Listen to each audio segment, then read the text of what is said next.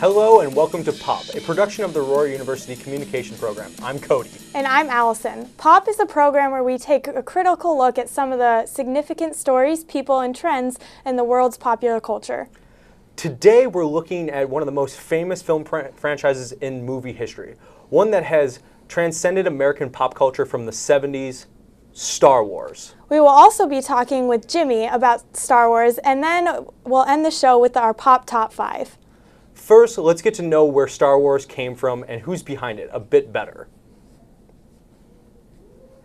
Star Wars was, as it was originally titled, is a story about a young boy who gets wrapped up in fighting a galactic war between the Rebel Alliance and the Empire.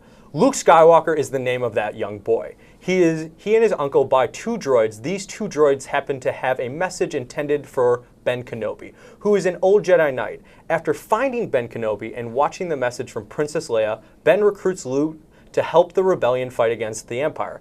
After Luke, Ben, C-3PO, R2-D2, and their new friends Chewbacca and Han Solo leave Tatooine, the home planet of Luke Skywalker. This leads them to being taken aboard the Death Star, saving Leia and joining the Rebel Alliance. Then they together blow up the Death Star.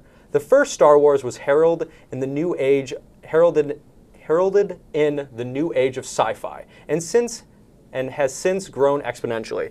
It made $1.5 million opening during its opening night in 1997. The movie has since made $775 million worldwide, according to Mojo.com. Its budget was only $11 million, and it's been reissued at least 25 times in the U.S. alone. It spawned 2 trilogies, and that hit the box office, making waves. Star Wars went on to make TV shows, miniseries, action figures, and toy lightsabers, books, and comic books, making a multi-billion-dollar industry. Recently, George Lucas, the founder and creator of Star Wars, sold all Star Wars rights to Disney. Since Disney has taken over the Star Wars franchise, they have decided to make a new trilogy starting with Episode 7 and is set to release it in 2015. This has sparked controversy because many Star Wars fans didn't like the second trilogy. So the idea of a new one is scary because the fans are worried Disney will ruin Star Wars. But there's a cause for hope. Harrison Ford, Carrie Fisher, Mark Hamill, and Billy Dean Williams are rumored to appear in the next few films. Also, J.J. Abrams, director of the new Star Trek films, Star Trek and Star Trek Into Darkness, is set to direct the new Star Wars films. He did a great job with these films, but can he make it work for the new Star Wars franchise? Now to Jillian and our guest. All right, thank you, Cody. Tonight we have Jimmy Sipple, a resident lover of Star Wars. He is a super senior here at Aurora University from the town of Oswego. He's majoring in biology and chemistry, and his favorite Star Wars character is Jar Jar Binks. Pleasure to have you here, Jimmy. Thank you for having me here. All right. So to start it off, do you believe that Star Wars was ahead of its time? Most definitely. In the 1970s, what George Lucas did in Lucasfilms, you look at where it was and what it did. There was nothing else like it. You kind of had the Twilight Zone. Then after that, you have Star Wars, and you look at, as a sci-fi geek or a science major, what he did in those films were so far ahead of its time. Of course. As far as the idea of traveling through space and lightsabers and all this cool technology, everything's illustrated in the movie. So, most definitely. Yeah, that's true. And with that, do you think it became an important piece of our pop culture? Well, yeah, that kind of goes off the first question. You look at how many video games were made, and in the 70s there were no video games. You look at the comic books, the books that were created. I mean, the list is just it's mind-boggling to think of all the things that kind of happened, I guess, after that, as far as in our culture, because we have nerds now that are Star Wars nerds, and you have Star Trek nerds, and so you have all these mini cultures that developed from just one single movie. That's true. Or trilogy. And so what are your thoughts on Disney acquiring the Star Wars brand? I'm mixed emotions on it. Disney has a lot of money, so I find it hard to believe that they'll ruin the trilogies, because that'd probably ruin their reputation considering they bought it. So high stakes. Yeah, and at the same time, you look at what Disney's done. Is they're with they're Disney musicians, I'll say. You know, they kind of all fizzled out in kind of a bad way. So we'll see. Let's just let it, you know, we'll see the first movie and we'll see what happens. Wait, so where would you like to see in the future for Star Wars? Like, where do you want it to go? I mean, that's kind of not a bad question, but I mean, it can go anywhere if you think about it. As far as, you know, George Lucas wasn't able to do it, and the time it took him to make the episodes he did make. So, I mean, it's a lot different time, and the technology is a lot different now. So I think it's really an unlimited possibility of what could happen. Of course. So. And or what did you like about the last Star Wars movie? I didn't like much of it. Or didn't like then? I definitely like the newer trilogy as far as what happened and as far as the story, but it kind of just got too romantic, and you need the lust and the drive to kind of go dark, I guess. But it was poorly written. So you believe George Lucas didn't know how to write? Yeah, Like yeah, the exactly. romantic side. Yeah. Okay, yeah, I can see that. He's definitely a nerd, so let's just say he has no romanticism in him whatsoever. All right, so of course I gotta ask the age-old question: the old trilogy or the new trilogy? Old trilogy. And why is that? Old trilogy because I think it was George Lucas's best.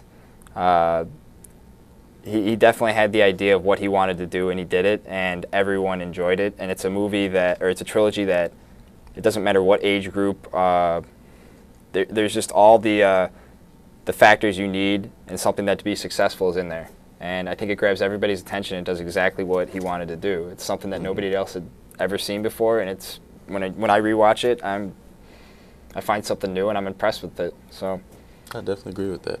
And then just a quick question here: why exactly is your favorite character Jar Jar Binks?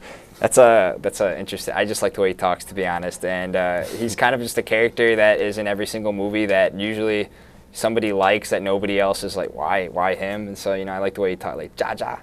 So when he kind of introduces himself, he's kind of like the stupid character, but he's also very wise in how he helps the Jedi's just kind of find their way around. So he's kind of like that character that nobody cares about, but he definitely plays an important role.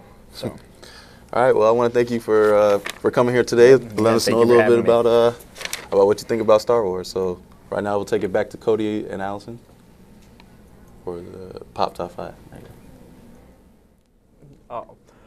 The Pop Top 5 is where we count down the top 5, something as decided by our producers and writers. Feel free to agree or disagree with our picks. Feel the disturbance in the Force. That is the top 5 villains in Star Wars. These are the Sithly sinners who have brought strife to the galaxy far, far away.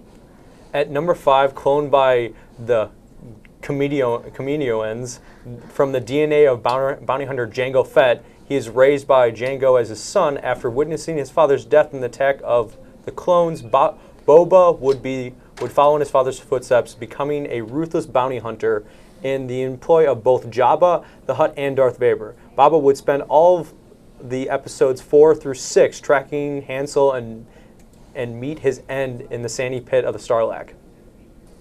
He's a good one, don't you think? Yes, yeah, I do think. I definitely think he should be on the top 5. He should be in the top 5. Yeah. The next one the next villain we have is Jabba the Hutt.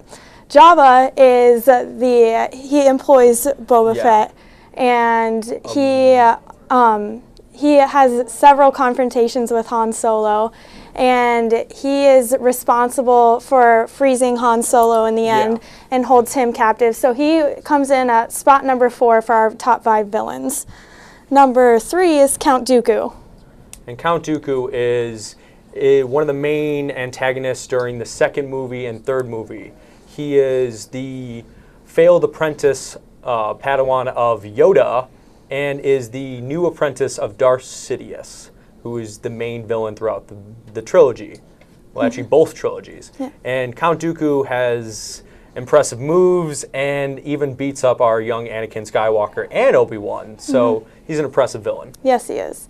And at number 2, we have Darth Vader, who is a controversial villain because in the end, he's the ultimate strive for redemption. Once Anakin Skywalker and now turned to the dark side, driven by power and lust and the fear of failing and losing his loved ones, Darth Vader eventually returns to the good side of the Force to save his son, Luke Skywalker. But the twist of finding out that Darth Vader was actually Luke Skywalker's father was one of the biggest twists in movie history. Yes, I have to say. Yes.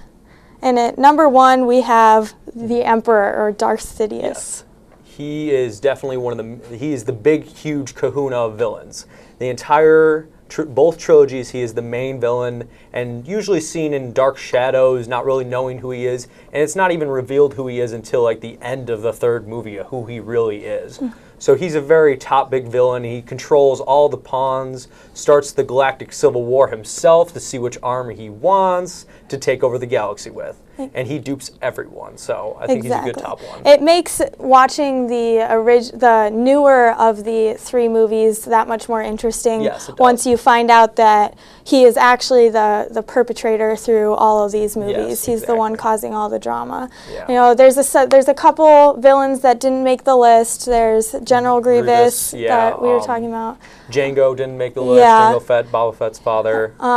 There is Darth Maul, but he didn't really do much throughout the movies. I don't He know. didn't really Darth do Maul it was for pretty me. awesome, but he was just like in He one looked movies. awesome, but he fell so fast. The double-sided lightsaber fight between Obi-Wan and Darth Maul rivaled Anakin and Obi-Wan's fight. That was a good one. That fight was just awesome and iconic for the first episode. It was like a great climax for the movie. They needed that to draw in the viewers for this to the new trilogy. Yes, exactly. They really did. Yeah. That's all the time we have for Pop today. Thank you for joining us, and we'll see you next time.